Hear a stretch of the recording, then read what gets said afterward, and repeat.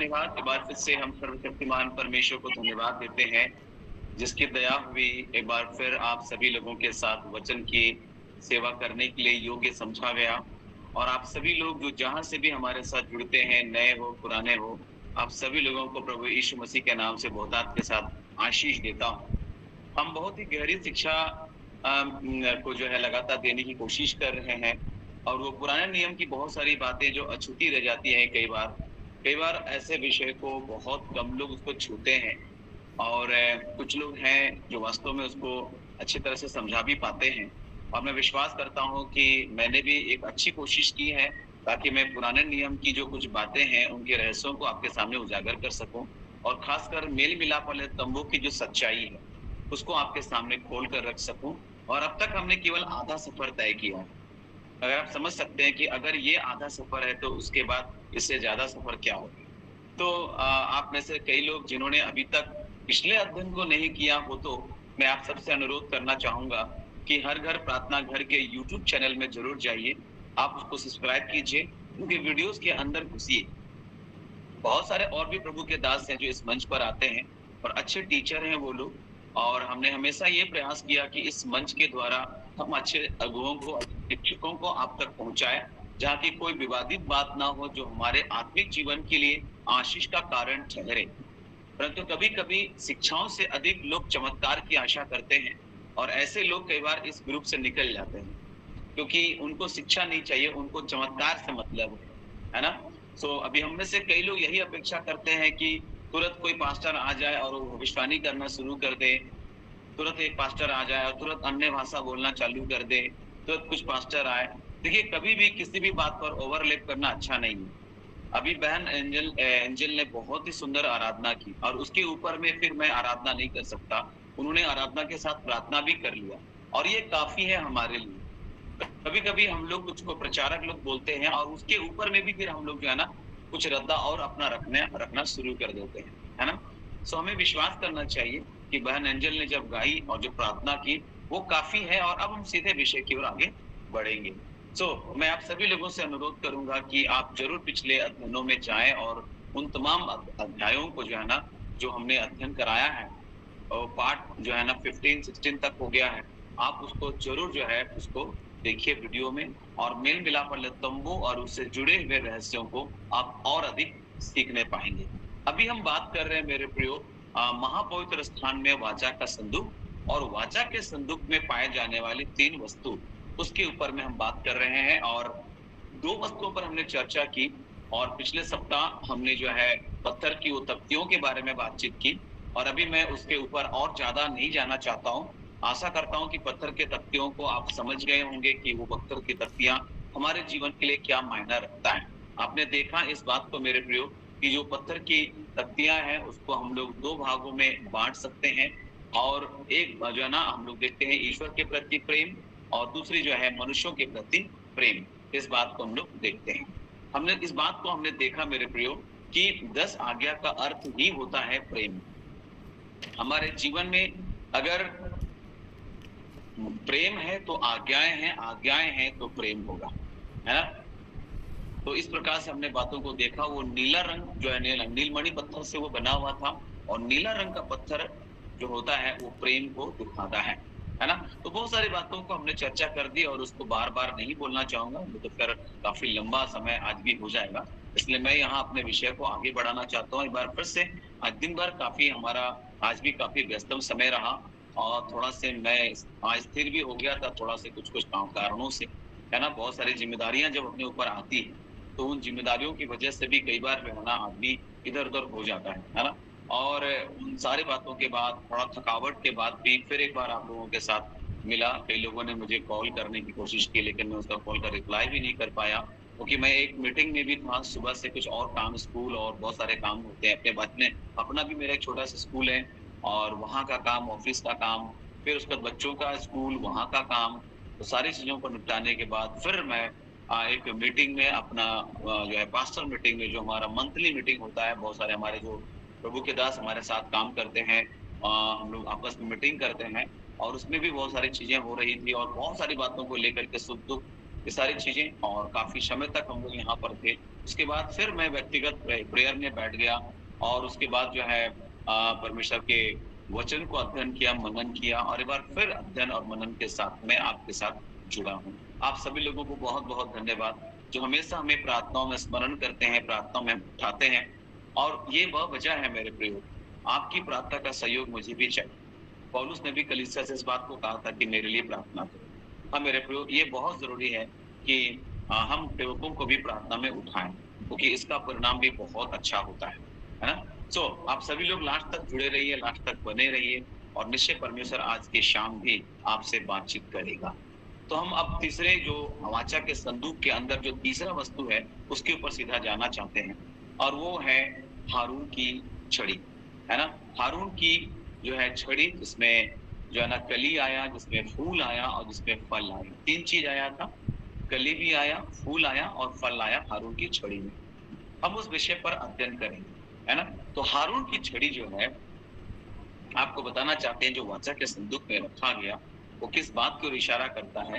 हारून की छड़ी जो है वो चमत्कारिक रूप से इस बात को प्रकट करता है कि परमेश्वर ने हारून और उसके परिवार को याजक के रूप में चुना है। याजक के रूप में क्या किया है? चुना है, उन्हें सेवक के रूप में चुना है। वो इस बात को हारून की छड़ी दिखाता है। एक साधारण सा अर्थ जो अभी तक सामने आया है, जो अध्ययन आप करेंगे उस अध्ययन में यही बात आता है मेरे प्रियो, कि कैसे परमेश्वर ने सेवक के लिए, सेवकाई के लिए, याजक पद के लिए हारून को और उसके परिवार को चुना, है ना। तो इस बात को जानने के लिए थोड़ा सा हम हारून की छड़ी का कहानी आपके सामने बयां करते हैं। आप सभी लोग जरूर गिनती की पुस्तक 16 अध्याय 17 अध्याय को खोल कर रखिएगा। कुछ हिस्से को हम लोग वहां से पढ़ने की कोशिश करेंगे। हारून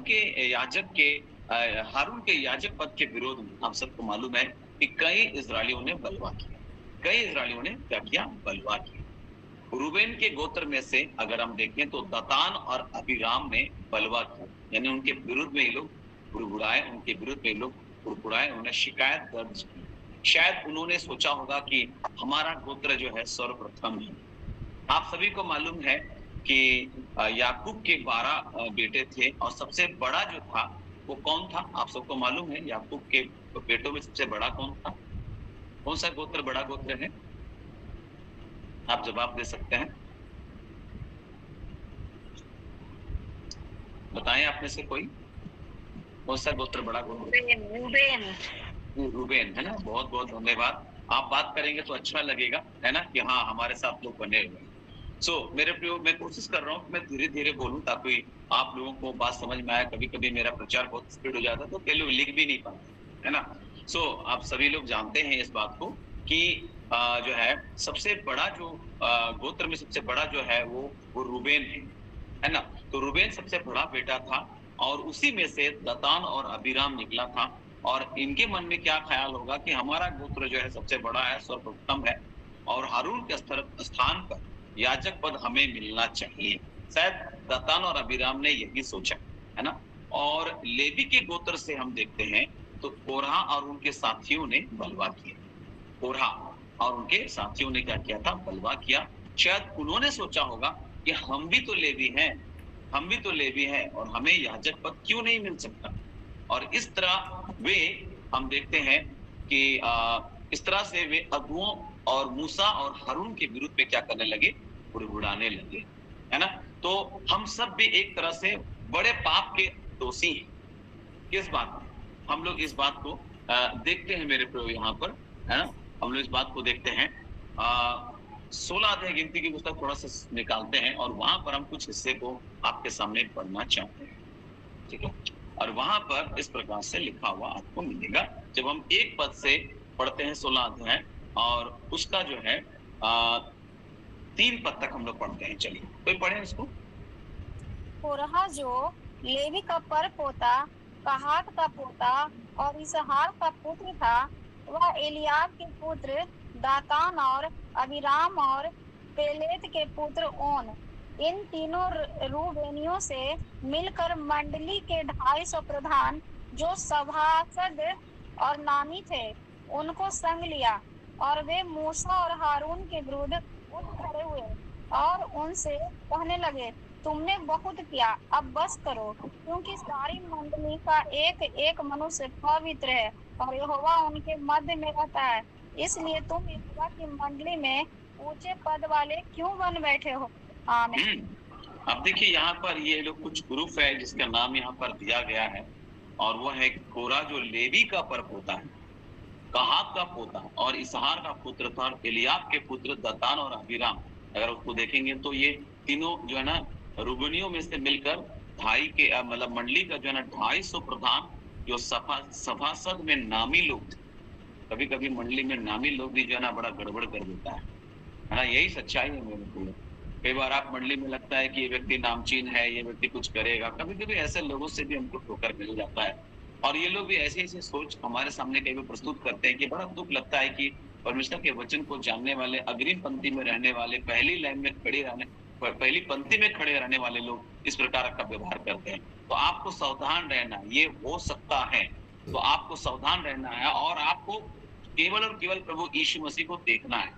इसमें लिखा है तुम किसी प्रधानों पर भी भरोसा नहीं करना, किसी प्रधानों पर भी तुम भरोसा नहीं करना। दाऊद ने भजन संहिता में इस बात को हमें सिखाया है। तो हम लोग यहाँ देखते हैं कि और वे मूसा और हारून के विरुद्ध में उठ खड़े हुए और उनसे कहने लगे, तुमने बहुत किया, अब बस करो, बहुत हो गया तुम लोग का मिनिस्ट्री, क्योंकि सारी मंडली का एक एक मनुष्य पवित्र है और उनके मध्य में रहता है, इसलिए तुम यहोवा की मंडली में ऊंचे पद वाले क्यों बन बैठे हो। ये सुन करके लिखा है मूसा अपने मुंह के बल गिर गया, है ना। तो हम लोग इस बात को देखते हैं मेरे प्रियो कि यहाँ पर एक बहुत बड़ी बात हुई और इसका परिणाम भी बहुत भयंकर हुआ। आपको पता होना चाहिए कि यहाँ 16 और 17 अध्याय इस बात को दिखाता है मेरे प्रियो कि हमारे अगुओं के विरुद्ध जो हमारे ऊपर है ना, हमारे ऊपर है, उसको प्रभु ने दिया है हमारे ऊपर, उनके विरोध और परमेश्वर के सेवकों के विरोध बलवा करना कितना बड़ा पाप है ना। जिन्होंने अगुओं के विरुद्ध बलवा किया, उनके बारे में परमेश्वर ने कहा कि वे साधारण मृत्यु नहीं मरेंगे। परमेश्वर ने इस बात को डिक्लेयर कर दिया था कि जब इन्होंने अगुवापन को स्वीकार नहीं किया, लीडरशिप को जो मैंने ठहराया, अगर उन्होंने इस बात को स्वीकार नहीं किया है तो वो साधारण मृत्यु से नहीं मरने वाले, है ना। परमेश्वर का नियम यह है मेरे प्रियो कि मनुष्य मृत्यु के पश्चात स्वर्ग या नरक जाते हैं, परंतु यहाँ अगर आप 16 और 17 अध्याय पढ़ेंगे मेरे प्रियो, यहाँ पर अगर आप देखेंगे, है ना, यहाँ सामान्य से भिन्न बात हुई। जीवित रहते समय ही मरे बिना, आपको बताना चाहते हैं, मरे बिना वो नरक चले गए, मरे बिना। इतना शिकायत इन लोगों का था ना मूसा और हारून के विरुद्ध में। कभी कभी जो सेवा आपको प्रभु ने दिया है, जो अगुवापन आपको दिया, लीडरशिप आपको दिया है, कई बार आपको लोग नहीं समझ पाएगा, लेकिन याद रखिएगा आपको कुछ करने का नहीं है, परमेश्वर है जो हमारी ओर से लड़ेगा। परमेश्वर का वचन कहता है जब परमेश्वर हमारी ओर है तो कौन हमारा विरोधी हो सकता है। अगर इस बात पर आप विश्वास करते हैं और आपको इस बात का निश्चयता है कि परमेश्वर हमारी ओर है, मैं आपको बताना चाहता हूँ आपको कुछ करने की आवश्यकता नहीं है। जो कुछ करना है वो परमेश्वर करेगा, जो कुछ करना है वो परमेश्वर करेगा। आपको अपना स्पष्टीकरण भी नहीं देना है कि मैं ऐसा हूं, मैं वैसा हूं, बोलने की कोई जरूरत नहीं। मैं उनके जैसा नहीं हूं, मैं इधर ऐसा नहीं हूं, आपको कुछ नहीं बोलना है मेरे प्रिय। मैं आपको बताना चाहता हूं आपकी तरफ से बोलने वाला और जो कुछ करना है वो परमेश्वर करेगा, और बोलने वाला भी परमेश्वर ही है। आप बस अपना भरोसा परमेश्वर पर आप रखें, है ना मेरे प्रियो। कई बार हम लोग भी सेवकाई करते हैं और कई बार हमारे विरुद्ध में भी बहुत सारे लोग कई तरह की बातें करते हैं, है ना। लोगों को लगता है कि शायद इन्हीं के पास ज्ञान है क्या, ये अपने आप को क्या समझता है, ऐसा वैसा। बहुत बार बहुत सारी तरह की बातें हमें सुनने को मिलती हैं। बहुत बार हम लोग इस बात को फेस करते हैं, सामना करते हैं। आप में सभी कितने लोगों ने ऐसी बातों का सामना किया है जब लोग आपके ऊपर कई तरह की बातों को कह दिए, है ना।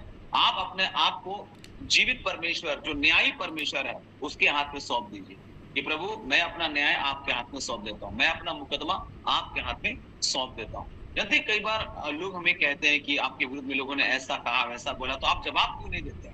तो मैं जानता हूँ मेरी ओर से जवाब मेरा परमेश्वर देता है ना। अब हम हाथ पैर तो चला नहीं सकते, हम तो गाली गलौज दे नहीं सकते, हम तो मारपीट कर नहीं सकते, हम तो झगड़ा कर नहीं सकते, तो क्या करें, है ना। तो कई बार हम परमेश्वर के हाथ में खुद को सौंप देते हैं कि प्रभु आप हमारे तरफ से न्याय करें, आप हमारे तरफ से लड़ें, है ना। अभी बीच में मैं एक जगह में प्रचार कर रहा था, और मैं प्रचार कर रहा था और लोगों को बता रहा था कि यीशु मसीह के लहू के द्वारा हम सब जो है धो दिए गए, शुद्ध कर दिए गए, हम धर्मी ठहरा दिए गए। जो पाप से अज्ञात था हमारे लिए पाप बन गया, ताकि हम उसमें होकर परमेश्वर की धार्मिकता बन जाए। तो इसका मतलब है कि हम धर्मी है विश्वास से, रोमियो 5:1 और दूसरा कुरिन्थी 5:21 अनुसार से। और हमने पहला यूहन्ना का भी हवाला दिया कि ईश्वर का लहू सब पापों से शुद्ध करता है हमें। फिर हमने याकूब का हवाला देते हुए कहा कि धर्मी जन की प्रार्थना के प्रभाव से बहुत कुछ हो सकता है। आप भी प्रार्थना करेंगे और दुष्ट आत्मा निकलेगा, आप भी प्रार्थना करेंगे और बीमारी चंगी हो जाएगी। तो इस बात का ठेका जो है किसी खास लोगों ने ले नहीं रखा है ना, इसको किसी खास लोगों को नहीं मिला है। तो मैंने चर्चा कर दी, जैसे पंजाब वाले सेवक, चेन्नई वाले सेवक, ऐसा नहीं है कि केवल वही चंगाई कर सकते हैं, आप भी चंगाई कर सकते हैं। विश्वास करने वालों में ये चिन्ह होगा। तो फिर आप यहाँ वहां क्यों ताकते हैं? मेरे प्रिय, इसका मतलब ये नहीं है कि आप दासों का आदर सम्मान ना करें। मेरा कहने का तात्पर्य ये नहीं है। मैंने वहां पर भी इस बात को कहा, और जैसे मैं समाप्त किया उस संदेश को, तो मैंने देखा कि एक अंकल आए मेरे सामने और सीधे मेरे मुंह पर बोले कि आप जो है ना प्रचार करते हैं, आपके अंदर प्रेम नहीं है, ऐसा बोले। ठीक है, तो वो बोलने लगा कि मुझे बाइबल का ज्ञान नहीं है, मैं बाइबल नहीं पढ़ा हूं कभी ठीक से, जो खाली सुना हो। लेकिन फिर मैं फिर भी बोलूंगा कि आप जो है ना यहाँ 200 रोपण वाला प्रचार किए हैं कि वो जो है ना केवल सामर्थ उनके पास है क्या, है ना, अरे वो प्रभु का दास है। तो मैंने बोला, मैंने उस पर उंगली नहीं उठाई, मैंने लोगों को उत्साहित किया और यूहन्ना 14 अध्याय से भी लोगों को संबोधित करके बोला, यीशु मसीह ने कहा जो मुझ पर विश्वास करता है, मैं जो कुछ करता हूं वो भी करेगा, वरन इससे भी बड़े बड़े काम वो करेगा। मैं ये उत्साहित करना चाहता हूं कि आप क्यों इधर उधर ताक रहे हो। परमेश्वर का वचन कहता है कि मुझसे प्रार्थना करो और मैं तुझे बड़ी बड़ी और कठिन कठिन बातें बताऊंगा जो तू अभी नहीं समझता। यानी आपका भरोसा पूरी रीति से परमेश्वर होना चाहिए, मनुष्य नहीं, है ना। मेरे प्रियो, आप हमें ईश्वर ना बनाए। एक सेवक ईश्वर नहीं होता है, वो सिखाने के लिए एक अगुआ होता है, एक शिक्षक होता है ना। परमेश्वर ने जो है 5 प्रकार की सेवकाई दी है। इसको बोलते हैं प्रेरित, इसको बोलते हैं भोजकता, इसको बोलते हैं प्रचारक, इसको बोलते हैं शिक्षक। और ये जो होता है, ये शिक्षक होता है, माफ कीजिएगा, ये शिक्षक होता है, ये पास्टर होता है, ये प्रचारक होता है, ये भोजकता होता है और ये प्रेरित होता है। अगर आप इस अंगुलियों से इसकी तुलना करें तो इसका भी एक बहुत अच्छा शिक्षा है जो मैं अभी यहाँ नहीं बोलूंगा क्योंकि फिर विषय से भटक जाऊंगा। इसको बोलते हैं 5G ministry, 5G ministry, 5-फोल्ड ministry. ये 5G है, बताना चाहते हैं। तो 5G बाद में आया, पहले यहाँ पर हमारे पास बाइबल में 5G है ना। इसका एक अलग शिक्षा है, इसलिए मैं उस पर अभी नहीं जाना चाहता हूँ। लेकिन मैं आपको बताना चाहता हूँ कि परमेश्वर ने हर एक सेवकाई को दिया है, हर एक सेवकाई को दिया है। और यहाँ पर कोई परमेश्वर नहीं है, प्रेरित कोई परमेश्वर नहीं होता है, अपोस्तल कोई परमेश्वर नहीं होता है। और यहाँ जो ये उंगली है ये प्रोफेट होता है। प्रोफेट क्या करता है? देखिए ये उंगली क्या करता है, कभी भी कोई भी व्यक्ति को आप देखिएगा, अगर किसी को वार्निंग दे रहा होगा ना, तो ऐसे करके वार्निंग नहीं देता, या ऐसे करके वार्निंग नहीं देता। आपको बताना चाहता है, अगर कोई व्यक्ति किसी को वार्निंग दे रहा होगा, चेतावनी दे रहा होगा, तो कैसे करेगा? ये देखिए, भविष्यवक्ता जो होता है वो चेतावनी देता है परमेश्वर के वचन से। और जब हम प्रचार कर रहे होते हैं ना, तो ये भविष्यवाणी का वचन ही है। बाइबल का हर एक वचन एक भविष्यवाणी है। और यूं कहें तो हम में से हर एक भविष्यवक्ता है। अगर हम परमेश्वर के वचन की घोषणा कर रहे हैं तो वो भविष्यवक्ता है। अगर हम शिक्षा की बात कर रहे हैं तो वो भविष्यवक्ता है। अगर हम उन्नति की बात कर रहे हैं तो वो भविष्यवक्ता है। अगर हम शांति की बात कर रहे हैं तो वो भविष्यवक्ता है।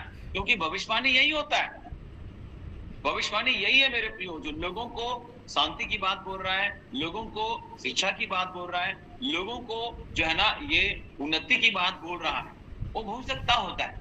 पहला कुरिन्थी 14 अध्याय में हमने क्या सोचा कि भविष्यवक्ता वो होता है जो आकर के मेरा घर का लाइफ का सारा अगला पिछला सब कुछ सुना दे, बता दे, है ना। कई बार हमको ऐसा उम्मीद लगता है और हम लोग इसलिए ऐसे उपदेशकों को सुनना पसंद करेंगे जो है ना जो भविष्यवाणी करे। हम लोग आजकल भविष्यवक्ताओं को ज्यादा सुनना चाहते हैं और भविष्यवक्ताओं की तो निकल पड़ी अच्छी खासी, है ना। मैं आपको उत्साहित करूंगा मेरे प्रयोग, हर एक आत्मा की प्रतीति मत करिए, वरन मैं कहूंगा कि जब आप परमेश्वर के वचन को आत्मा में होकर घोषणा करते हैं, बोलते हैं ना, तो आप भी वहां प्रोफेसी कर रहे हैं, एक तरह से आप भी भविष्यवाणी कर रहे हैं। और मैं इस विषय पर भी जो है ना एक अच्छा अध्ययन के साथ मैं आने वाला हूँ। जब ये सेशन मेरा खत्म हो जाएगा, मेल मिलाप वाला तंबू, तो हो सकता है मैं नबूवत के ऊपर में, नबियों के बारे में बहुत सारे प्रभु के दास ने इस मंच में बोला है, लेकिन फिर परमेश्वर का आत्मा ने मुझे जो सिखाया मैं उस तरीके से आप लोगों को मेरे दृष्टिकोण से मैं उसको बताऊंगा, है ना। क्योंकि हम सब जो है एक समय अंधे थे, लेकिन हमारे नजरिए से जैसे हम लोग जानते हैं घटना मैंने बताया था कि जो है 5 अंधों को जो है ना हाथी का एक्सप्लेन करने के लिए बोला गया कि हाथी दिखता कैसा है, हाथी होता कैसा है। अब हम अंधा तो कभी देखा नहीं है, तो अंधे के हाथ में जो है ना अलग अलग चीज को पकड़ा दिया गया। आप सभी को मालूम है, मैंने बताया होगा कि अंधे को किसी अंधे के हाथ में आया पूंछ, किसी अंधे के हाथ में पकड़ा दिया गया उसका कान, किसी अंधे के हाथ में पकड़ा दिया गया उसका सूंड, किसी अंधे के हाथ में पकड़ा दिया गया उसका पांव, और किसी अंधे के हाथ में जो है ना पकड़ा दिया गया उसका पूरा शरीर, बॉडी, है ना। तब लोगों ने पूछा अंधों से कि आपको क्या लगता है हाथी कैसा दिखता है? जिसके हाथ में पूंछ था उसने बोला झाड़ू जैसा, जिसके हाथ में सूंड था उसने बोला नहीं नहीं झाड़ू जैसा नहीं, वो सांप जैसा होता है। जिसके हाथ में कान था उसने बोला नहीं नहीं वो जो है ना सूप जैसा है। फिर जिसने जो है ना पैर पकड़ा हुआ था उसने बोला नहीं नहीं जो है ना हाथी जो है ना वो एक पेड़ के तना के समान हुए।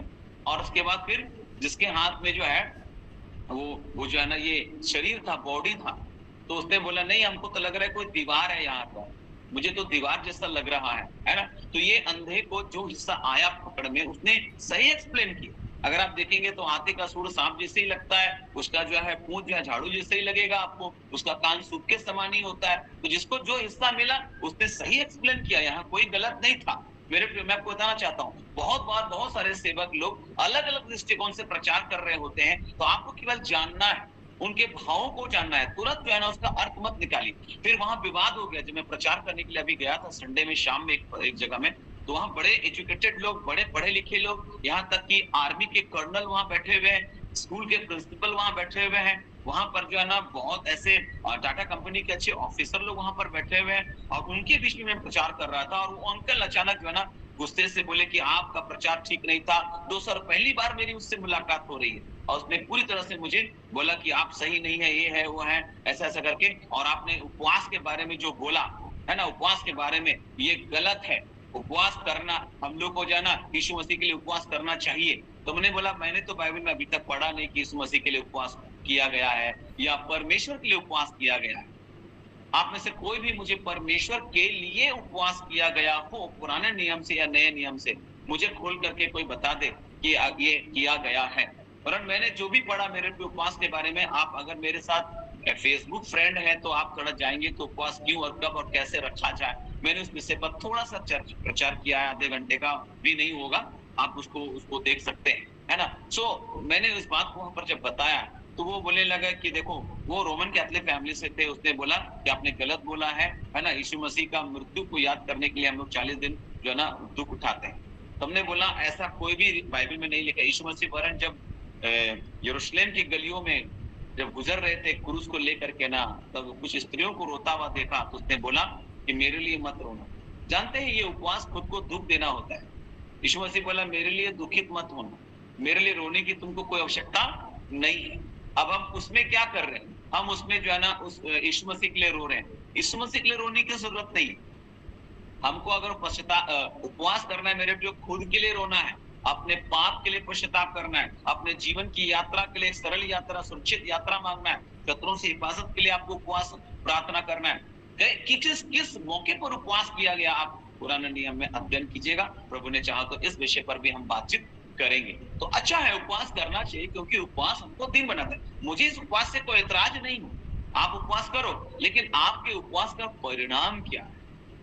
यीशु मसीह ने उपवास किया, उसका परिणाम आया। जिस भी व्यक्ति ने उपवास किया मेरे प्रियो, उसका परिणाम आया। हम जो 40 दिन का उपवास कर रहे हैं, इसका परिणाम क्या है? इसका परिणाम ये है कि 40 दिन जो चिकन मटन हमने छोड़ दिया था, 40 दिन के बाद हमने बटोरना चालू कर दिया। जो हड़िया दारू हमने छोड़ा हुआ था, जो हमने जो है ना नशे की चीजें छोड़ी हुई थी, 40 दिन के बाद हम उसको बटोर रहे हैं। हमारे उपवास का परिणाम ये है। यीशु मसीह के उपवास का परिणाम क्या है? शैतान उसके सामने ठहर नहीं पाया। शैतान के हर परीक्षा का उसने जो है ना डट कर सामना किया, मुकाबला किया, और उसके बाद वहां से उसकी मिनिस्ट्री शुरू होती है। और पूरे सीरिया में लिखा है, पूरे सीरिया में इस बात की चर्चा होना शुरू हो गया मेरे प्रियो कि एक व्यक्ति है जो इतने अद्भुत काम कर रहा है। उन्होंने जेलों को चुना, अपने मिनिस्ट्री को उसने आरंभ किया। हमारे उपवास का परिणाम क्या है? बाप दादा से हम फास्टिंग कर रहे हैं, तो हमारे उपवास बस खाना छोड़ देना उपवास थोड़ी होता है। है ना। तो आपको उपवास को समझना है, जानना है और प्रेरणा में उपवास करना है। ये नहीं कि रीति है और हम कर रहे हैं। मैं ये नहीं बोलता हूं कि उपवास नहीं करना, उपवास करना है। मैं आपको बताना चाहता हूं, जो करेगा उपवास वो शैतान का जो उपहास है उस पर जय पाएगा, है ना। शैतान उपहास करता है, मजाक। उपहास का मतलब होता है मजाक और उपवास का मतलब होता है गंभीरता, प्रार्थना में गंभीरता, परमेश्वर के साथ संगति में गंभीरता लाता है उपवास, है ना। तो अगर आप उपवास कर रहे हैं तो शैतान का उपहास का आप जवाब दे सकते हैं। तो फास्टिंग करना है, ये हम नहीं बोल रहे कि नहीं करना है, लेकिन रीति के अनुसार ना किया जाए। थोड़ा सा इसको समझना है मेरे प्रियो। बहुत सारे वचन, देखिए मैं भी नहीं समझा करता था परमेश्वर के वचन को। जब मैंने अध्ययन किया सही रीति से, तब मुझे समझ में आया कि उपवास क्यों और कब और कैसे किया गया और उसका परिणाम क्या हुआ। मैंने इस बात को जाना, समझा और तब उसी कारण उस तरीके से जब उपवास कर रहा हूं जिसका फायदा मुझे हो रहा है ना। सो मेरे प्रियो, आपके उपवास में आपको फायदा हो रहा है कि नहीं हो रहा है मुझे नहीं मालूम, है ना। लेकिन किस दिन होगा तो उपवास पर डिटेल से चर्चा करेंगे। आज हम बात कर रहे हैं हारून की छड़ी के ऊपर में, और वहां हम बातचीत कर रहे हैं मेरे प्रियो वो छड़ी की कहानी बताते बताते मैं ये बता रहा हूं कि 16 अध्याय में, 17 अध्याय में इतना लोग कुड़कुड़ा रहा है और ये लोग जो है ना, ये लोग क्या बोल रहे हैं मूसा को कि बस बहुत हो गया, तुम लोग जो है ना ऊंचा पद वाला बन बैठे हो, हमारे ऊपर तुम लोग शासन करोगे, कौन तुम लोग को ये अधिकार दिया। उनके अधिकार पर सवाल कर रहे हैं मेरे प्रियो। जानते हैं मूसा इतना परेशान हो गया और वहां 5 पद में लिखा है, उसने कोरा और उसकी सारी मंडली से कहा कि सवेरे यहोवा दिखला देगा कि उसका कौन है ना, उसका कौन है और पवित्र कौन है, उसका कौन है, यानी परमेश्वर का कौन है, उसका पवित्र कौन है, और उसको अपने समीप बुला लेगा। जिसको वह आप चुन लेगा उसी को अपने समीप बुला भी लेगा। कल सवेरे तुम लोग इस बात को देखना क्या होने वाला है। इसलिए हे कोरा, तुम अपनी सारी मंडली समेत याद करो, अर्थात अपना अपना धूप दान ठीक करो। ये धूप दान आराधना को दिखाता है ना मेरे प्रियो। अपना धूप दान ठीक करो, कल उनमें आग रखकर यहोवा के सामने धूप देना, तब जिसको यहोवा चुन ले वही पवित्र ठहरेगा। हे लेवियों, तुम भी बड़ी बड़ी बातें करते हो, अब बस करो। मूसा भी बोल रहा है, देखिए इतना नम्र व्यक्ति अभी जवाब दे रहा है, तुम भी बड़ी बड़ी बातें कर रहे हो, अब बस करो। और फिर मूसा ने कोरा से कहा, हे लेवियों सुनो, क्या यह तुम्हें छोटी बात जान पड़ती है कि इजराइल के परमेश्वर ने तुमको इजराइल की मंडली से अलग करके अपने निवास की सेवा करने और मंडली के सामने खड़े होकर उसकी भी सेवा टहल करने के लिए अपने समीप बुला लिया है। तुमको ये मजाक लग रहा है, ये गंभीर, तुमको ये जो ना हंसी लग रहा है ना। और तुम और तेरे सब लेवी भाइयों को भी अपने समीप बुला लिया है, फिर भी तुम याजक पद के खोजी हो। अरे तुमको ये सेवकाई दिया गया है, फिर भी तुमको पोस्ट चाहिए, है ना। हम में से कितने लोग हैं चर्च में हमको पोस्ट चाहिए। मेनलैंड चर्च में तो पोस्ट के लोग लेकर झगड़ा होता है। आज बहुत सारे चर्चों की गति जो है ना दुर्गति हो गया है मेरे प्रियो। एक नया जागृति लाना है आपको और हमको मेरे प्रियो। इस प्रकार का मीटिंग का उद्देश्य केवल आपको चंगाई दे देना, केवल शांति दे देना, केवल संताना दे देना नहीं है। मैं आपको बताना चाहता हूं जो बातें आप सीख रहे वहां से एक नया अध्याय को शुरू करना है अपने अपने कलीसियाओं के अंदर, नम्रता और दीनता के साथ मेरे प्रियो, रगड़े झगड़े के साथ नहीं। वरन मैं कहूंगा कि आप प्रार्थना में बैठ जाओ।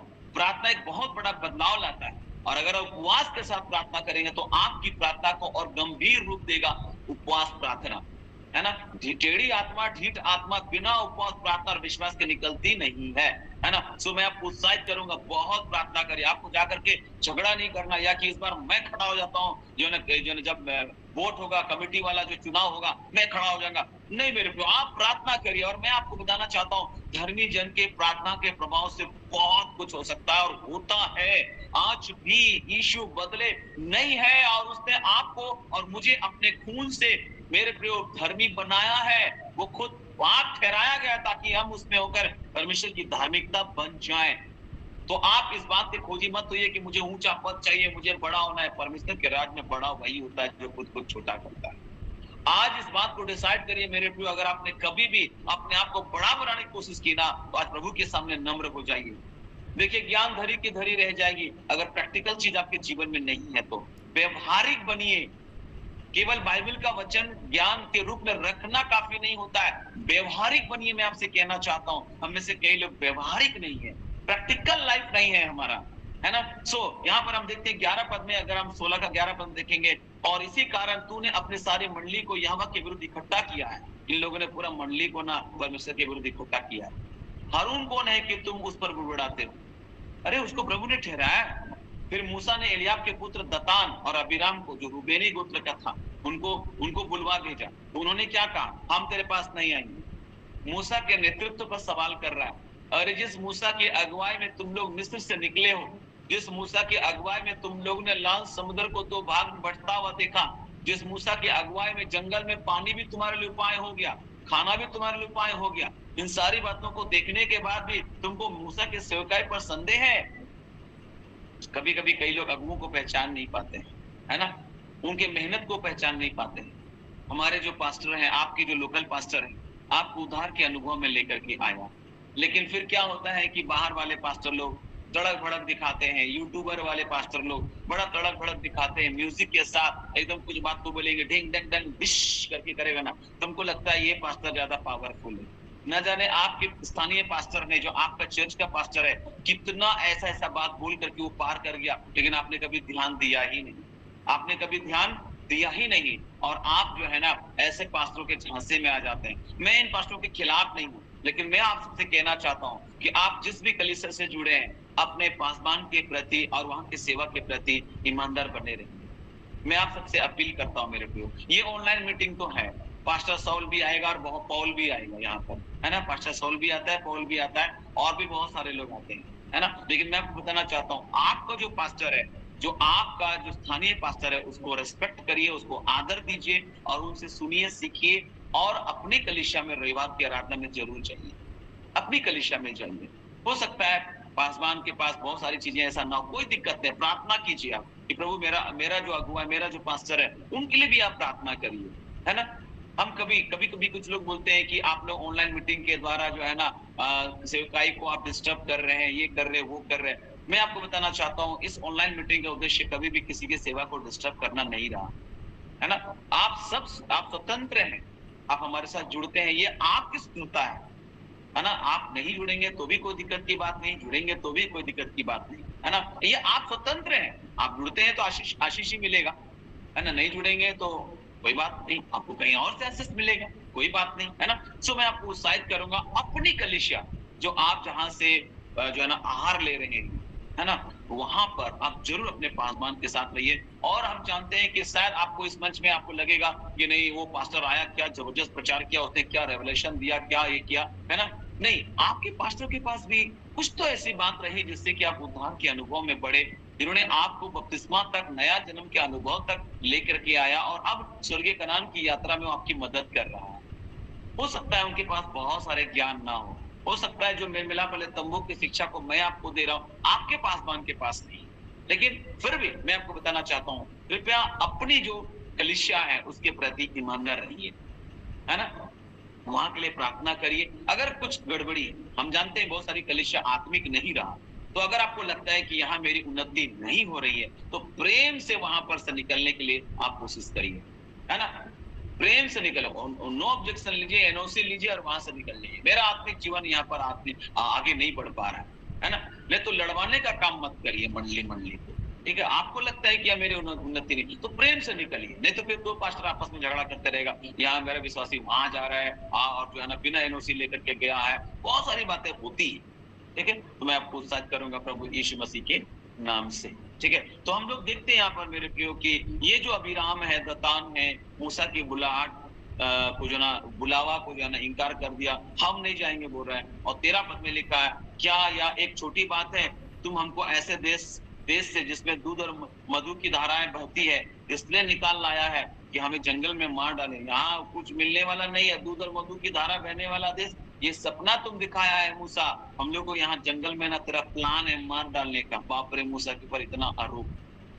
कभी कभी एक सेवक अपने लोगों के लिए इतना कुछ करता है, कभी कभी आप किसी व्यक्ति के लिए, अपने परिवार के लिए इतना कुछ करते हैं, तो आप कभी कभी ऐसे दोषारोपण लगते हैं तो कितना दुख लगता है। अरे मैंने उसके लिए प्रार्थना की, मैंने उसके लिए भलाई के लिए सोचा, पर मेरे बारे में ऐसी बातें, कितना तकलीफ लगता है जब हम किसी के लिए अच्छा सोचते हैं और वो हमारे लिए बुरा सोचता है। मूसा ने उनके लिए अच्छा सोच करके इस बुजुर्ग अवस्था में, मेरे प्रिय 80 साल का बुजुर्ग व्यक्ति यहाँ आया है, फिरौन के सामने खड़ा होकर के अपने लोगों को मांगा है, वहां से निकल करके लोग अभी जंगल तक पहुंच गया है, कनान नहीं पहुंचा है अभी तो, लेकिन ये लोग क्या बोल रहा है जानते हैं, ये लोग, ये जो सीनियर पर्सन लोग हैं, ये लोग जो है ना पहली पंक्ति में रहने वाला लोग हैं, मूसा को बोलने लगा कि हम लोग को तुम जंगल में लाया, सपना दिखा करके दूध और मधु की धारा वाला देश मिलेगा, ऐसा कुछ नहीं होने वाला, हम लोग को यहाँ मारने के लिए तुम लाए हो, फिर क्या तू हमारे ऊपर प्रधान भी बनकर अधिकार जताता है?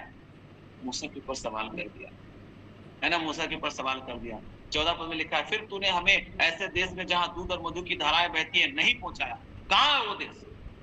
मेरे प्रिय, अभी भी बहुत सारे प्रभु के दास जब आपको बता रहे होंगे कि एक दिन आपको ये मिलेगा, आपको वो दिन मिलेगा, ऐसे कुछ होगा, आपके जीवन में परिवर्तन आएगा, और आप देख रहे हैं इतना साल हो गया परिवर्तन तो हुआ नहीं, इतना साल हो गया यीशु मसीह आ रहे बोलता अभी तक तो आया नहीं, इतना साल ऐसा वैसा, आपको लग रहा होगा कि कुछ तो बदल नहीं रहा है, कुछ तो परिवर्तित नहीं हो रहा है।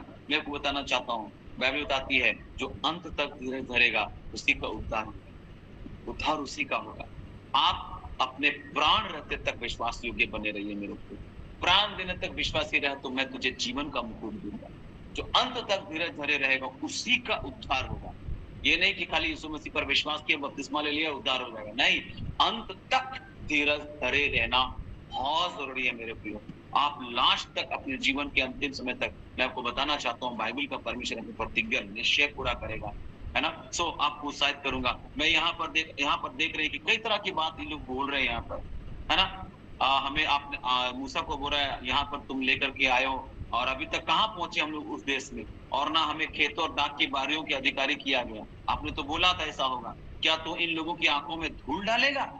16 का 14 का आखिरी सा पढ़ रहे मेरे को गिनती की पुस्तक, बोल रहा है तू इन लोगों की आंखों में धूल डालेगा, हम नहीं आएंगे, हम लोग को सब मालूम है, हम लोग को मरवाने यहाँ लाए हो। तब मूसा का को बहुत भड़क उठा, इतना नम्र व्यक्ति का गुस्सा लोग ने बढ़ा दिया, मालूम, ये सारी चीजें हुई। फिर मूसा जो ना कोरा के मंडलियों को भी बोला, कोरा के मंडली लोग भी ना जो ना मेल मिलाप के तंबू के द्वार पर, जानते हैं लोग इकट्ठा हुआ विरोध में वहां पर, लेकिन जानते हैं वहां पर यहोवा कहते सारी मंडली को दिखाई दी। और ऐसा करते करते अगर आप चले जाइएगा, बहुत ही दुखद वाक्यांश है मेरे प्रियो। यहाँ 30 पद में लिखा हुआ है इसी का कि परंतु यदि यहोवा अपनी अनोखी शक्ति प्रकट करे और पृथ्वी पर अपना मुंह पसार कर उनको और उनका सब कुछ निगल जाए और वे जीते जी अधोलोक में जा पड़े, जीते जी ये लोग नरक में चले गए मेरे को, मरने के बाद में जीते जी।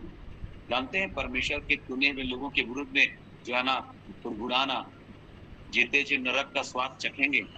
तुम समझ लो कि मनुष्य ने यहोवा का अपमान किया है, लिखा है बाइबल में।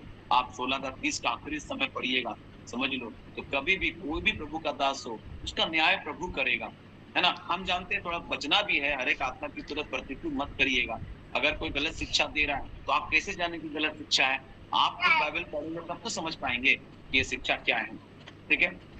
मैं आपको कहना चाहता हूँ मेरे प्रियो कि आपको परखना है, समझना है, ठीक है। सो यहाँ पर हम लोग देख रहे हैं कि जो है ना इन्होंने अपमान किया, और फिर देखिए क्या हुआ, पूरा अध्याय पर पढ़िए, बहुत दुखद बात है ना। तो मैं आपको बताना चाहता हूँ कि जब हम परमेश्वर के सेवकों के विरुद्ध या अपने अगुओं के विरुद्ध बुड़बुड़ाते होंगे तो हम परमेश्वर के विरुद्ध बुड़बुड़ाते हैं, याद रखिए। हम अपने मुंह से तो नहीं बुड़बुड़ाते होंगे कई बार, परंतु अपने हृदय में कई बार हम लोग ऐसा करते होंगे, अपने हृदय में, है ना। मैं आपको बताना चाहता हूँ कि जिस प्रकार पृथ्वी ने उनको निगल लिया, ये पृथ्वी निकलने का मतलब क्या है ना। बहुत भयंकर बात है मेरे प्रियो। आपको उत्साहित करना चाहते हैं, सावधान करना चाहते हैं इस समय। किन्हीं का जो है ना माइक ऑन है, अमोल करके उधर है, आप क्या ऐसा मैंने माना वाला अमोल, है ना, उनको म्यूट कर जी। Thank you. परमेश्वर ने, अगर हम देखें अभी क्या हो गया, मूसा बोला कि ठीक है कल पता चलेगा, है ना, कि कौन चुना हुआ है कौन चुना हुआ नहीं, ये कल पता चलेगा। तो परमेश्वर ने इजराइल के एक एक गोत्र से, अगर आप पूरा मैं नहीं पढ़वा रहा हूँ उसको, 16-17 को पढ़ लीजिएगा। परमेश्वर ने इजराइल के एक एक गोत्र से एक एक छड़ी लाने के लिए कहा। आज का विषय हारून की छड़ी है, तो प्रत्येक छड़ी पर एक एक गोत्र का नाम लिखा हुआ था, आप उसको पढ़ लीजिएगा।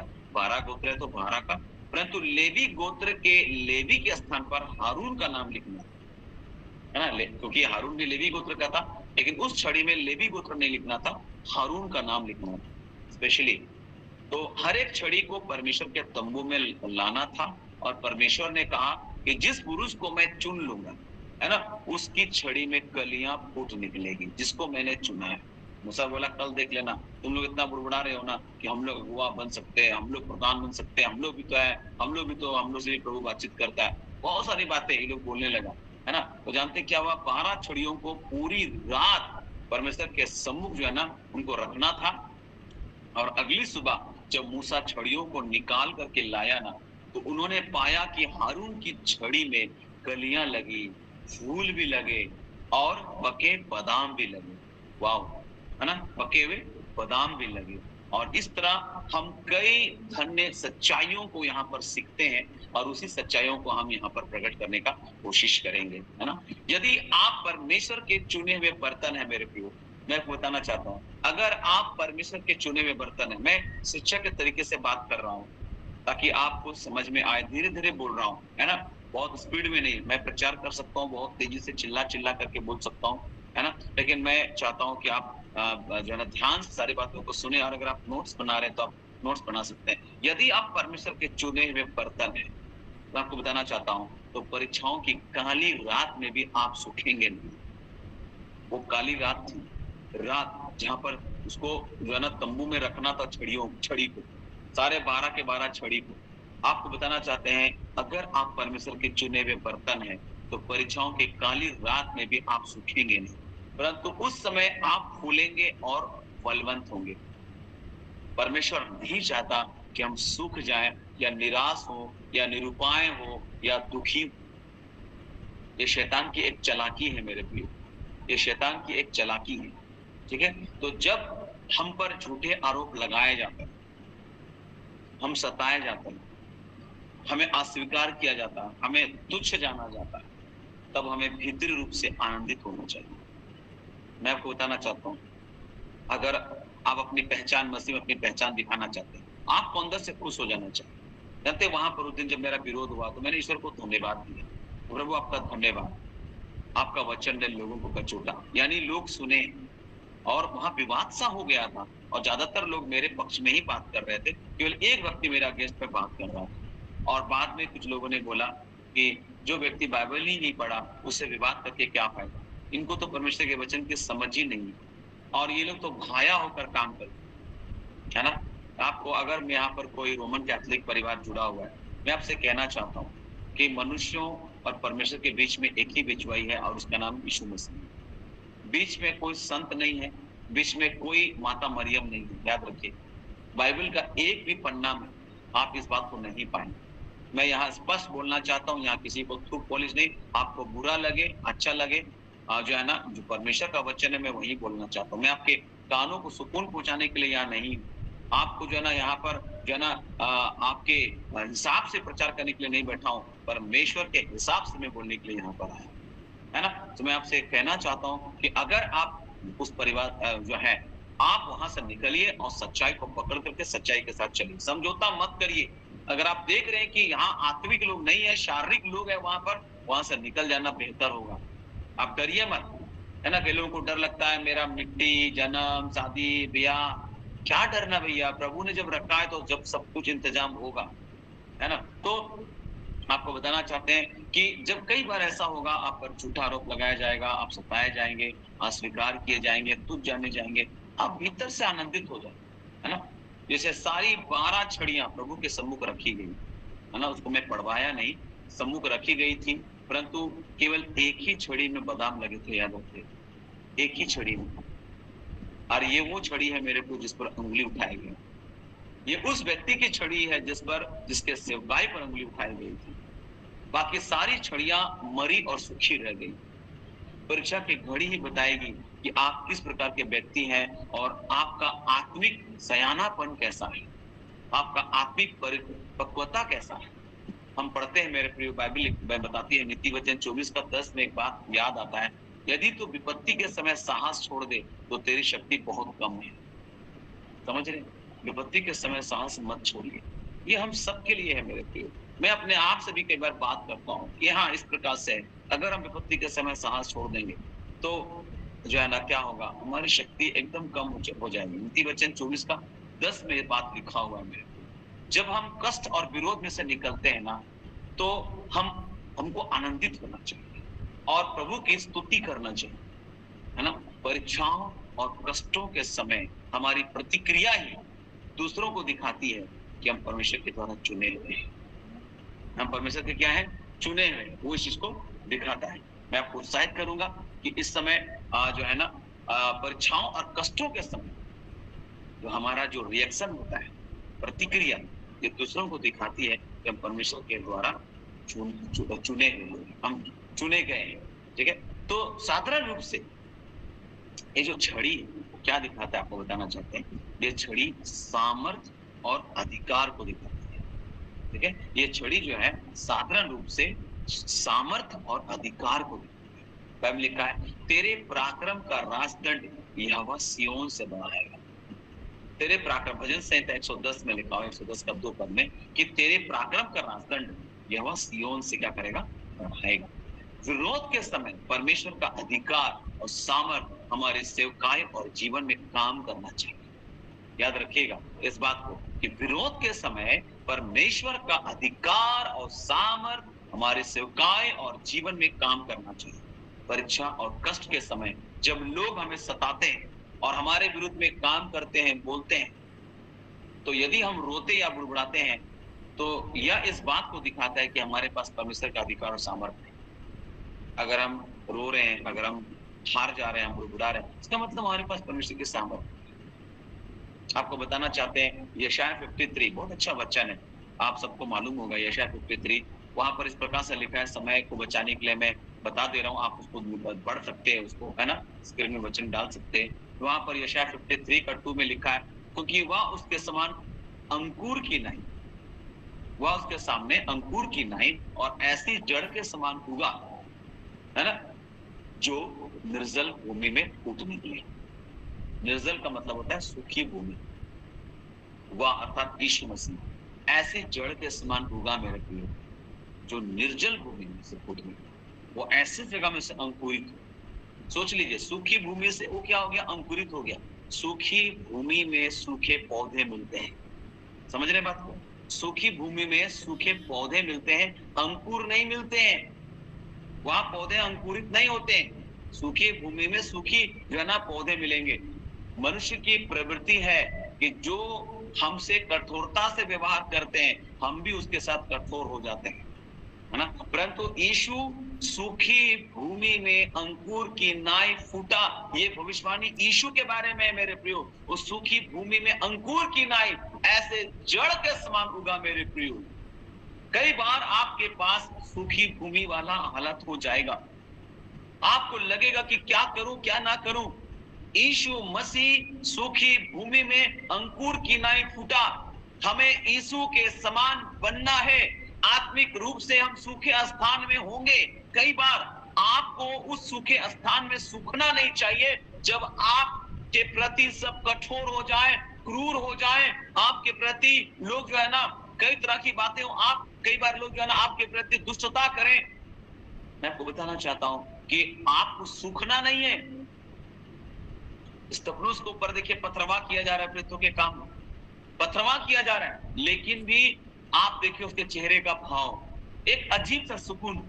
किसी के लिए कोई कुड़कुड़ाहट नहीं, उसके मन में कोई बुड़बुड़ाहट नहीं। लोग आप पर पत्थर बरसाएंगे, कोई प्रॉब्लम नहीं मेरे प्रियो। पत्थर तो उसी पेड़ पर बरसते हैं जिसमें फल लगा होता है ना। जब आप फलवंत पेड़ बन जाएंगे तो पत्थर तो पड़ेगा ही आपको।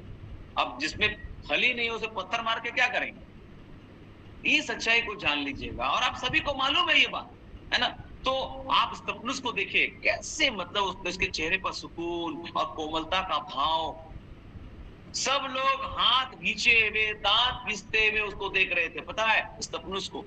परंतु वो क्या कर रहा है? स्वर्गदूतों के समान दिखाई दिया। मैं बताती हूँ, स्वर्गदूतों के समान दिखाई दिया। शांत, मधुर, कोमल स्तफनुस। आप नए नियम में देखिए, पहला शहीद स्तफनुस है, स्टीफन। और देखिए लोग कई तरह की बातें कर रहे हैं, बोल रहे हैं, एकदम शांत, एकदम कोमल चेहरा, मधुर, खुश है वो। लोग मार रहे हैं उसको, मरते मरते उसके चेहरे में भी सुकून का भाव था मेरे प्रिय। कई बार हमारे साथ ऐसा हो सकता है, जिस छड़ी में कलियां फूट निकली उसमें एक और अद्भुत काम हुआ मेरे प्रियो। कलियां लगाने के पश्चात उसमें फूल भी खिले और बादाम भी लगे, है ना। वो सूखकर मरी नहीं, वो सूखकर मरी नहीं, वो हरी ही रही। ये क्या प्रकट करता है? हम जानते हैं कि हम परमेश्वर के द्वारा चुने गए और बुलाए गए हैं। आपको विश्वास होना चाहिए कि हम परमेश्वर के द्वारा चुने गए हैं और बुलाए गए हैं। बाइबल बताती है तुम एक चुना हुआ। कौन पहला पतरस जो है ना 2:9 बोल सकता है? कोई है जो बोल सकता है? पहला पतरस 2:9 क्या बोलता है? तुम एक चुना हुआ वंश। बोल सकते हैं कोई? चलिए, कई लोग कई वचन कुछ वचन याद रखा कीजिए। हाँ, तुम एक चुना हुआ वंश और राज पधारी, याजकों का समाज और पवित्र लोग और परमेश्वर की निज प्रजा हो, इसलिए कि जिसने तुम्हें अंधकार में से अपनी अद्भुत ज्योति में बुलाया है उसके गुण प्रकट करो। आमीन। कुछ वचन को ना याद करा कीजिएगा, ठीक है। पूरी बाइबल शायद आपको याद ना भी हो, तो कुछ वचन, कम से कम ये वचन भी बहुत अच्छा वचन है, इसको क्लेम करिए अपने लिए। यहाँ पर तुम लिखा है तो वहां पर मैं लगा दीजिए कि मैं एक चुना हुआ वंश, राज पदादे, याजकों का समाज, पवित्र लोग और परमेश्वर की निज प्रजा हूँ। और इसलिए कि जिसने मुझे अंधकार में से अपने अद्भुत ज्योति में बुलाया, मैं उसके गुण को प्रकट करूं। देखिए, कष्ट और परीक्षा आने के समय आप इस पर शक नहीं करना, है ना। इस पर क्या नहीं करना? शक नहीं करना, ठीक है। इस पर शक नहीं करना। हम परमेश्वर के द्वारा क्या किए गए हैं? बुलाए गए हैं। हम परमेश्वर के द्वारा बुलाए गए हैं। बाइबल बताती है कि हम लोग जो है ना परमेश्वर के भवन में रोपे गए लोग हैं, है ना। भजन संहिता 92:13 भी आपको याद होगा, वे यहोवा के भवन में रोपे जाकर हमारे आंगनों में फूले फलेंगे। हम परमेश्वर के भवन में रोपे गए हैं, तो किस लिए रोपे गए हैं? मरने के लिए नहीं रोपे गए हैं, सूखने के लिए नहीं रोपे गए हैं, हम फूले और फलने के लिए रोपे गए हैं। हम यहोवा के आंगन में रोपे गए हैं मेरे प्रियो, उसके भवन में हम रोपे गए हैं। आंगन में भी, भवन का भी 3 पार्ट होता है ना। पवित्र आंगन, पवित्र स्थान, महापवित्र स्थान। हम तो उसके भवन के अंदर रोपे गए मेरे प्रियो, और इसलिए नहीं कि हम सूख जाए। मैं आपको बताना चाहता हूं आगे मेरे प्रियो, आप देखेंगे कि क्या क्या हुआ हारून की छड़ी के साथ, है ना। हम परमेश्वर के भवन में उसके द्वारा लगाए गए हैं, ठीक है। और मैं बताती है कि हम फलते रहेंगे और लगातार हम फल लाते रहेंगे। हमें भविष्य में भी फल देते रहना चाहिए। 14 पद में लिखा है लगातार फलना है। हम आंगन में, हम उसके भवन में रोपे गए हैं, इसलिए रोपे गए हैं कि हम फूले और फलें और लगातार हम फल देते रहें। यीशु मसीह ने कहा था कि तुमने मुझे नहीं चुना, मैंने तुम्हें चुना है। आप याद रखिए, हारून की छड़ी जो है वो सेवा में हमारी बुलाहट और चुने जाने को दिखाता है, वो चुने जाने को दिखाता है। और जो चुना गया है मेरे प्रियो, मैं आपको बताना चाहता हूं, जो चुना गया है, बाइबल बताती है कि वो फलने के लिए चुना गया है और उसका फल लगातार बना रहना चाहिए। अगर जो बुलाया हुआ है तो वो जो है ना फल नहीं पाएगा, फल उसका बना नहीं रहेगा। लेकिन जो चुना हुआ है उसका फल क्या होगा? बना रहेगा। मुझे नहीं मालूम, आप बुलाए हुए केवल है कि अपना स्तर को ऊपर कीजिए। बुलाए गए हैं, चुने हुए तक आइए मेरे प्रियो। आप बुलाए गए हैं, चुने हुए तक आइए। चुने हुए को शैतान चूना नहीं लगा सकता, याद रखिएगा। तो हम लोग देखते हैं, यीशु ने बोला था कि तुमने मुझे नहीं चुना, मैंने तुम्हें चुना और तुम्हें ठहराया था कि तुम जाकर फल लाओ और फल क्या हो? बना रहे। यूहन्ना 15:16 में इस बात को हम लोग पाते हैं। परमेश्वर हमारे जीवन को फलवंत बनाना चाहता है, इसी के लिए उसने हमें चुना और बुलाया है। जैसे दिन बीतते जाते हैं, हमें और भी अधिक उपयोगी और दूसरों के लिए आशीष बनते जाना चाहिए। दूसरों के लिए ठोकर का कारण नहीं, आशीष बनिए मेरे प्रियो। अपने शब्दों पर, अपने व्यवहार पर, अपने सारे आचरण पर, जो ना किसी को भी तकलीफ नहीं होना चाहिए। अपनी बातों से दूसरों को तसल्ली दिया कीजिए, शांति दिया कीजिए। इन दिनों हम लोग कई कलीसिया देखते हैं, ये इसके बारे में, वो उसके बारे में, सब उसके बारे में, कोई किसी को सहन नहीं करने पा रहा। सब अपना जग में है ना। हम ही है। मेरी बातें, मेरा काम, मेरा सेवा, मेरा गाना, मेरा प्रचार, मेरा ये वो सब मेरा। ये इब्लिस के जो ना स्थान में क्यों चले जा रहे हैं आप? लूसीफर के स्थान में क्यों चले जा रहे हैं? मैं करने वाला कौन था? मैं करने वाला तो लूसीफर था। आप उस जगह को जाना चाहते हैं? लूसीफर के जगह को आप जाना चाहते हैं? मेरे प्रियो, आइए हम अपने को छूटा करें। परमेश्वर, मूसा ने बोला कि तुम लोग इतना कुड़कुड़ा रहे हो कि तुम लोग बड़े हो, ये है वो है, बहुत नामचीन लोग, ये लोग बड़े पढ़े लिखे लोग थे। यहाँ रूबेन गोत्र जो है ना बड़ा श्रेष्ठ गोत्र अपने आप को मानता था, और ऊपर से लेवी गोत्र के ये जो कोहरा वंशी लोग हैं, कोहरा भी जो है ना ये अपने आप को सोच रहा है कि हम ही हैं। ये मूसा बोला देख लेंगे, मेल मिलाप वाले तंबू के अंदर में ना आप सब लोग अपना अपना 12 गोत्र का 12 छड़ी रखेंगे, और हारून का छड़ी में तो उसका नाम रखेंगे। देखते हैं क्या होता है। हारून का छड़ी में तो जीवन आ गया, अरे बाबा, उसकी छड़ी में तो जनाब फूल भी आ गया, कली भी आ गया, फल भी आ गया। मैं आपको बताना चाहता हूँ, जिसको परमेश्वर चुना है ना, उसके जीवन में कली, फूल और फल आएगा। वो कभी सूखेगा नहीं, कभी मुरझाएगा नहीं। मेरे प्रियो, आप और हम जो प्रभु पर भरोसा रखते हैं, वो उस वृक्ष के समान है जो बहती नदी के किनारे लगाया गया है, जो अपने ऋतु में फलेगा और जिसके पेड़ के पत्ते कभी मुरझाते नहीं है। अद्भुत अद्भुत अद्भुत अद्भुत परमेश्वर हर जगह, हर समय और कहीं भी इस तरह हम संसार के सामने प्रमाणित करते हैं कि हम परमेश्वर के द्वारा चुने गए हैं। जब 11 छड़ियां सूखी और जीवन रहित थी, परंतु जिस छड़ी पर हारून का नाम लिखा था उसमें कलियां लगी, फूल निकले और फल भी लगे। तो मैं आपको बताना चाहता हूं कि अनंत में, इटर्नल में, जीवन के पेड़ में पूरे 12 महीने फल लगेंगे, पूरा 12 महीना फल लगेगा। प्रकाशित वाक्य 22:2 में वो जीवन के पेड़ 12 प्रकार का फल 12 महीना तक फल रहा है। परमेश्वर के बच्चे के लिए कोई भी मौसम रहित नहीं है, हम हर मौसम में फलने वाले हैं। मेरे प्रियो, अंजीर का पेड़ को याद करिए, यीशु मसीह जब वहां पर गया मेरे प्रियो, तो उसने बोला इसमें फल नहीं है तो उसको श्राप दिया। वो अंजीर के पेड़ के बारे में बात नहीं हो रही है, अंजीर का पेड़ इजराइल को दिखाता है। और परमेश्वर अपने चुने हुए लोगों से हर मौसम में फल चाहता है, हर मौसम में फल चाहता है। याद रखिएगा, ऐसा नहीं कि खाली आप क्रिसमस पे फल रहे हैं, गुड फ्राइडे में फल रहे हैं, खाली जो है ना आप ईस्टर में फल रहे हैं, रिवाइवल मीटिंग में फल रहे हैं, और बाकी समय आप क्या कर रहे हैं?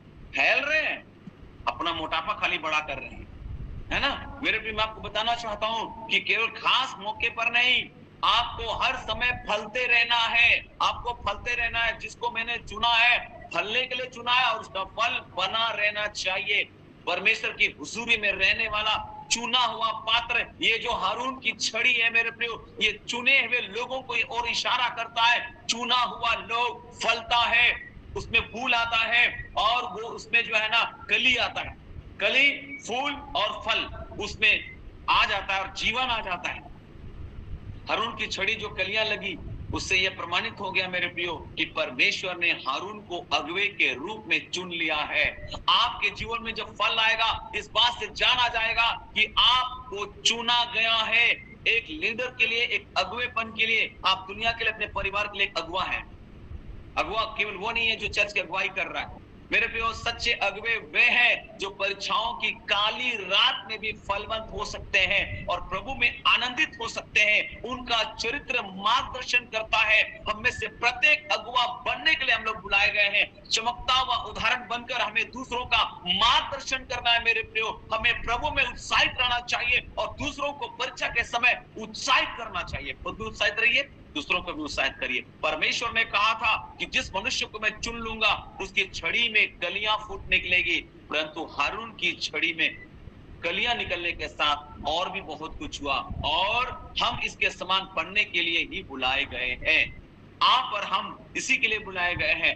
रात अनुग्रह के युग को दिखाती है मेरे प्रियो, और भोर जो होता है ना, वो किसको दिखाता है पता है? भोर प्रभु के आगमन को दिखाता है। रात अनुग्रह है और भोर जो है प्रभु के आगमन को दिखाता है। जितनी छड़ियां प्रभु के सम्मुख में तंबू में रखी गई थी, शायद सबका एक आकार होगा, एक ही आकार का सब छड़ी था, परंतु जिसे प्रभु ने चुन लिया, सुबह प्रकट हो गई।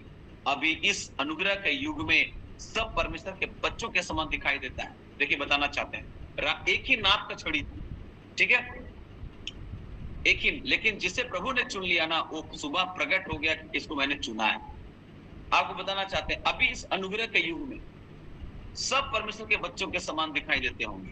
सब लगता होगा, हम सब प्रार्थना करते हैं, आराधनालयों में जाते हैं, परंतु प्रभु का आगमन ही बताएगा कि कौन प्रभु के साथ जाने वाला है। अभी कुछ नहीं समझ में आएगा। अभी तो हम सब लोग यहाँ ऑनलाइन मीटिंग में जुड़े हुए हैं, है ना, सब बराबर लगेगा, चर्च में सब बराबर लगेगा।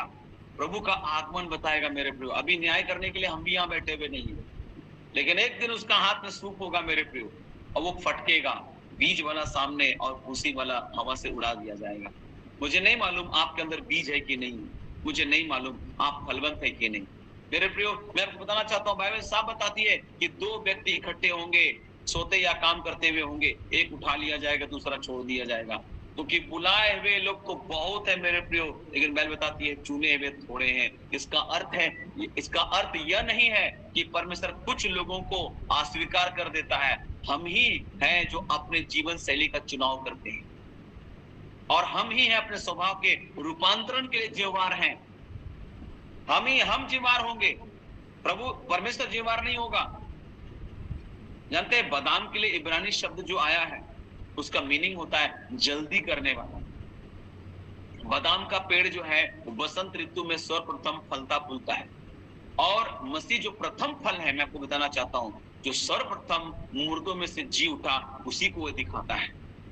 सबसे पहले बादाम जो है ना बसंत ऋतु में, वो इजराइल के लिए मैं बता रहा हूँ, वो सबसे पहले ये फलता है बादाम।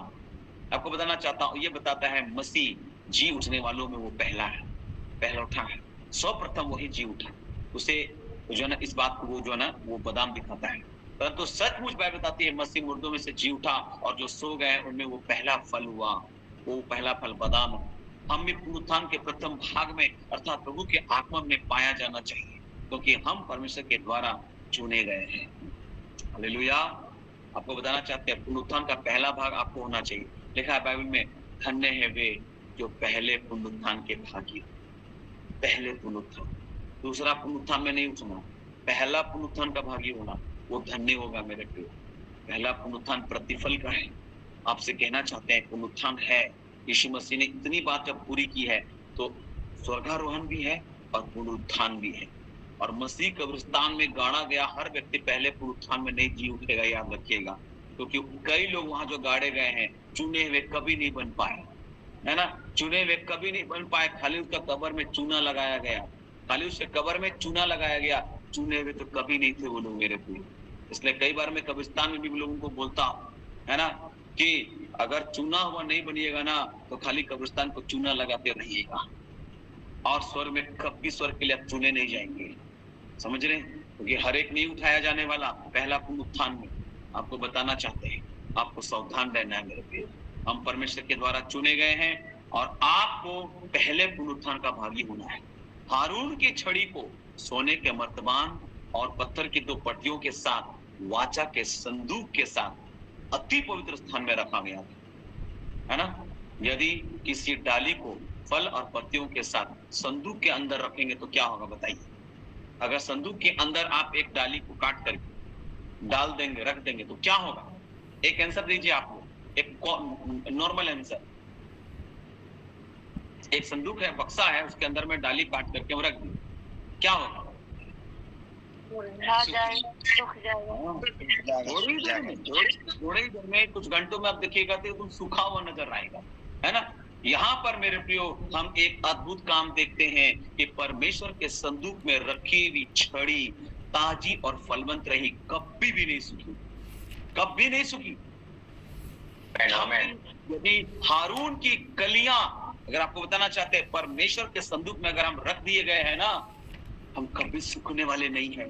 हालेलुया, हम कभी नहीं सूखेंगे मेरे प्रियो, है ना। मैं आपको बताना चाहता हूँ, वरन वहां से कुछ निकलेगा। हारून की छड़ियां फूट निकली, छड़ी के समान सर्वदा अति पवित्र स्थान जीवन को संभालेंगे, और अति पवित्र स्थान में हम लोग रहेंगे तो हमारा जीवन हमेशा फलवंत और उन्नति करता रहेगा।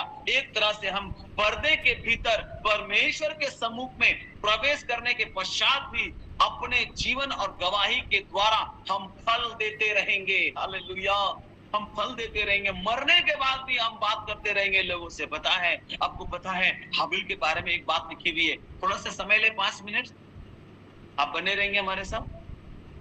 यस यस, चलिए ना। हाबिल के बारे में हम लोग पढ़ते हैं, बाइबल में लिखा है हाबिल के बारे में। अगर आप इब्रानियों 11 का 4 पढ़ेंगे तो हाबिल जो है ना अब भी हमसे क्या करता है? बात करता है। हाबिल बात करता है हमसे। हाबिल के बारे में लिखा हुआ है कि वह अब भी हमसे क्या करता है? बात करता है। अभी भी हाबिल मर करके भी आज हमसे क्या कर रहा है? बात कर रहा है। मेरे प्रियो, हमेशा हमारे हृदय में प्रभु के आगमन की आशा, पुनरुत्थान की आशा रहनी चाहिए। यदि ऐसा नहीं तो हमारा हृदय और जीवन सूख जाएगा और उसमें कोई भी सुंदरता या सुगंध या मधुरता नहीं होगी। जानते हैं हाबिल का अर्थ होता है सांस। हाबिल का अर्थ होता है सांस। मेरे प्रियो हाबिल मर गया लेकिन उसकी सांस आज भी है, उसके बारे में बता रहा है बाइबल। मर करके भी वो जो ना लोगों को हिम्मत दे रहा है। और आप बताइए, आप जो ना वीरों के जब वर्णन किया जा रहा है, विश्वास के वीरों का, तो देखिए इसका जिक्र, देखिए हाबिल का जिक्र आ रहा है, बड़ा सुंदर जिक्र आ रहा है। हाबिल 11 अध्याय में जाएंगे थोड़ा सा, इब्रानियों में, मुझे याद आ गया वो हिस्सा, मैं आपके लिए पढ़ना चाह रहा हूँ। वहां पर लिखा है विश्वास ही से पहला वीर है ये, विश्वास का पहला वीर, हीरोज ऑफ फेथ का लिस्ट में ये पहला लिखा है। विश्वास ही से हाबिल ने कैन से उत्तम बलिदान मेरे प्रियो परमेश्वर के लिए चढ़ाया। हाबिल को मालूम था कि क्या बलिदान देना है, हाबिल को मालूम था कैसे बलिदान देना है, किस प्रकार का हृदय रख करके बलिदान देना है। उसको मालूम था कि अपने प्राण के लिए एक जीवित प्राण का बलिदान चाहिए होता है, और उसने मेमना लिया मेरे प्रियो। उसको सारा तरीका मालूम हो गया होगा, उसने सारी चीजें सीख ली होगी। हाबिल के बारे में भी मैं जब स्टडी कर रहा था ना, बहुत कुछ है हाबिल के बारे में, जरूर थोड़ा से 4 अध्याय उत्पत्ति में लिखा हुआ है, फिर जो है ना लूका भी 11 अध्याय में उसका जिक्र करता है, 11 अध्याय उसका 50-51 में उसका जिक्र किया है। फिर यहाँ इब्रानियों में भी ज्यादा जगह जिक्र नहीं हुआ है हाबिल का, लेकिन फिर भी हम बात सोचते हैं कि कैसे वो अभी भी हमसे बात करता है। यहाँ पर लिखा हुआ है फिर कि बलिदान चढ़ाया और उसी के द्वारा उसके धर्मी होने की गवाही भी दी गई, क्योंकि परमेश्वर ने उसकी भेंटों के विषय में गवाही दी, और उसी के द्वारा वह मरने पर भी अब तक बातें करता है।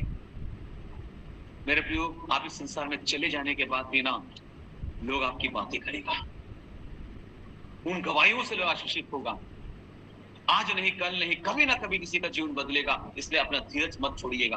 कई लोग बोल रहे हैं कब मेरा बेटा विश्वास में आएगा, कब मेरा बच्चा विश्वास में, कब मेरा विश्वास आएगा। हम मरते दम तक भरोसा रखें प्रभु पर, कभी ना कभी तो प्रभु उनको तोड़ेगा, चेंज करेगा, है ना। मैं यहाँ और आगे बढ़ना नहीं चाहता हूँ, बहुत सारी बातें इस पर चर्चा की जा सकती है, लेकिन मैं अब सोचता हूँ कि बहुत लंबा अध्ययन मेल मिलाप वाला तंबू का हो जा रहा है ना, और इसलिए थोड़ा से छोटा छोटा रूप में थोड़ा अध्ययन करूंगा, और जितना जरूरी है उन बातों को रखने की मैं पूरी कोशिश करूंगा।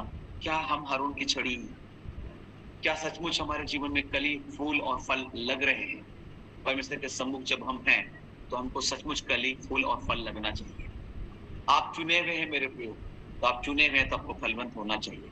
हारून की छड़ी सेवा की बुलाहट है, एक सेवकाई को के चुने जाने को दिखाता है, और जो परमेश्वर के सम्मुख रहता है मेरे प्रियो वो फलता फूलता है, वो फलता फूलता है, वो सूखता नहीं है, मुरझाता नहीं है। याद रखिएगा, क्या आप मुरझा गए हैं, सूख गए हैं, क्या फल रहित हो गए हैं, अगर आप फल नहीं लाएंगे तो राज्य उसे दिया जाएगा जो फल लाएगा।